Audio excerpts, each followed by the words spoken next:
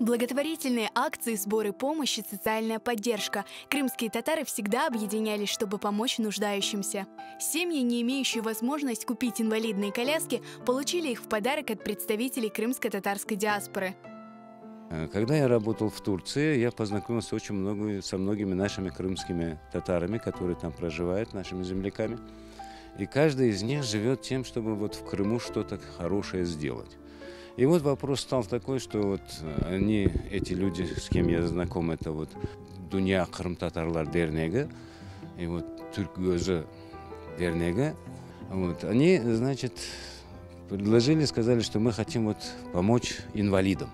Я говорю, давайте поможем. Внучка Эсмы Зейтулаевой родилась с диагнозом ДЦП. Сейчас ей 11 лет, и для девочки крайне важны прогулки на природе. Новая коляска сделает их комфортнее.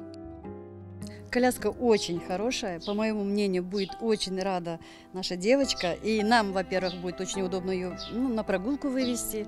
Можно будет и на море ее с собой взять, потому что она очень удобная, я так понимаю, она собирается.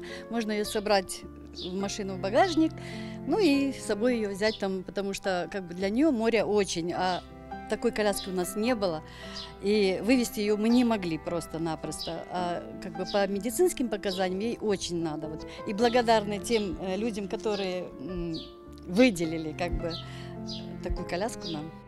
В первой прибывшей партии 6 колясок турецкого производства. Пользоваться ими могут как дети, так и взрослые. Коляску я беру для своей Анашки. Ну, коляска очень удобная, легкая, с тормозами, как бы, такая более современная, чем у нас есть устаревший вариант.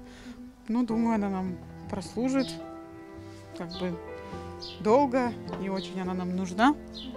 Будем пользоваться дома, во двор вывозить на свежий воздух. Мы сумели помочь кому-то и сделать их жизнь хотя бы чуть-чуть лучше, легче и комфортнее. Обеспечить инвалидными колясками обещают всех нуждающихся соотечественников и ждут новую партию из Турции.